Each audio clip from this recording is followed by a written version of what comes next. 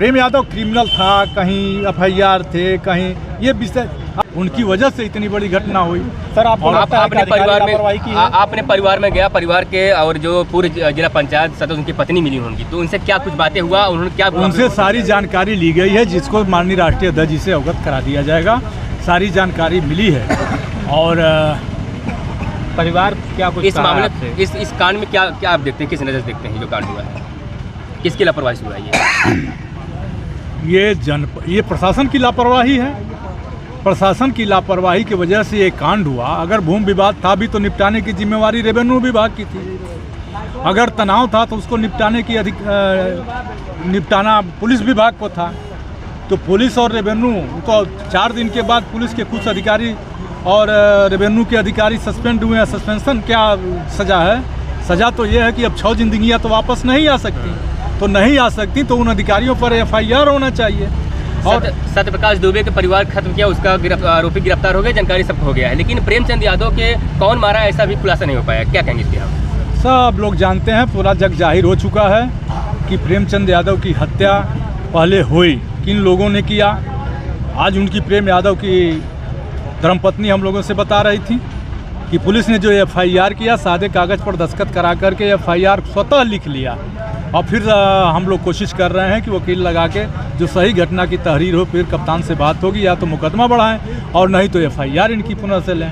घटना देखा जाए तो आज 8वां दिन है और इसके पहले सब कुछ ठीक चल रहा था, लेकिन 140 लगाने की क्या जरूरत पड़ा इमरजेंसी में? ये सब प्रशासन अपनी विफलता और भारतीय जनता पार्टी को खुश करने के लिए, चाहे वो घर गिराने की बात हो और चाहे वो 144 लगाने की बात हो, इस पर पुलिस भारतीय जनता पार्टी को खुश करने के लिए ये काम कर रही है। लेकिन भारतीय जनता पार्टी को ये एक तरफा प्रशासन की एक तरफा कार्रवाई बहुत भारी पड़ेगी। सर क्या लगता है कि प्रेमचंद यादव का घर अवैध कब्जे में बना हुआ सरकारी जमीन में? देखिए, ये जांच का विषय है।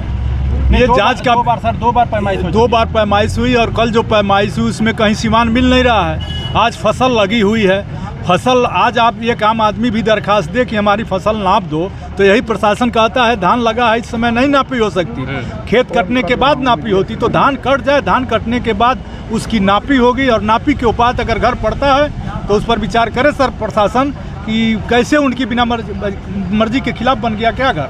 आज उनको जब हत्याएं हो गई हैं, 6 हत्याएं हो गई हैं, तब वो घर अवैध बना है। घर तो काफ़ी पुराना घर बना हुआ है। आज वो देख रहे हैं, कह रहे हैं, और घर गिराने से और इस अपराध से क्या मतलब है? अपराध तो अधिकारियों की गलती की वजह से हुए। एक विषय ये था, मूल विषय ये था कि जो एफआईआर हुए हैं, दोनों पक्षों के एफआईआर हुए हैं। अभी एफआईआर किस तरह के हुए हैं, दोनों पक्षों के एफआईआर को आप देख सकते हैं कि घटना से और एफआईआर से कोई तुलना ही नहीं है। अब तीसरी रही बात कि आज घर गिराना और अपराध में क्या अंतर है? प्रेम यादव क्रिमिनल था, कहीं एफआईआर थे, कहीं ये विषय। अब ये विषय जो आदमी मर गया उस पर ये सब जांच का क्या विषय है? घर गिराने के आपको क्या लगता है क्रिमिनल थे वो?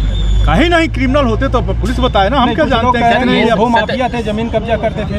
सत्यप्रकाश के परिवार खत्म करने वाला आरोपी जो है वो नवनाथ मिश्रा निकले, तो उनकी क्या कहेंगे, कैसे कार्रवाई होनी चाहिए उनके ऊपर? आप ये देखिए, प्रेम यादव की हत्या जिन लोगों ने की उसकी प्रतिक्रिया में नवनाथ मिश्रा ने जो प्रकाश में आई है, लेकिन उसमें यादव, ब्राह्मण, राजभर, पाल जो सैकड़ों की संख्या में फंसाए जा रहे हैं, 21 जेल भेज दिए गए और ऐसे परिवार जेल ऐसे परिवार जेल भेजे गए हैं जिनको खाने का ठिकाना नहीं है। वो दिन हैंड टू माउथ लोग हैं। तो क्या लगता है ये जो प्रशासन पर एक तरफा कार्रवाई का आरोप लग रहा है? देखिए, जनता सब कुछ जानती है।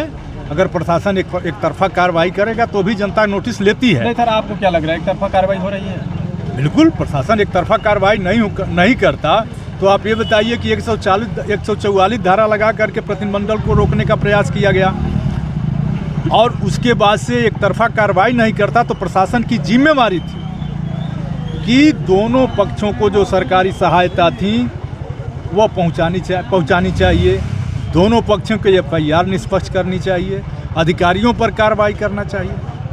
विधायक सलममणि त्रिपाठी सिर्फ दुबे परिवार से मिलते हैं, इस पर क्या? जो जैसा कहेंगे वैसा भरेंगे। ये भारतीय जनता पार्टी तोड़ने की राजनीति करती है, ये जोड़ने की राजनीति नहीं करती है।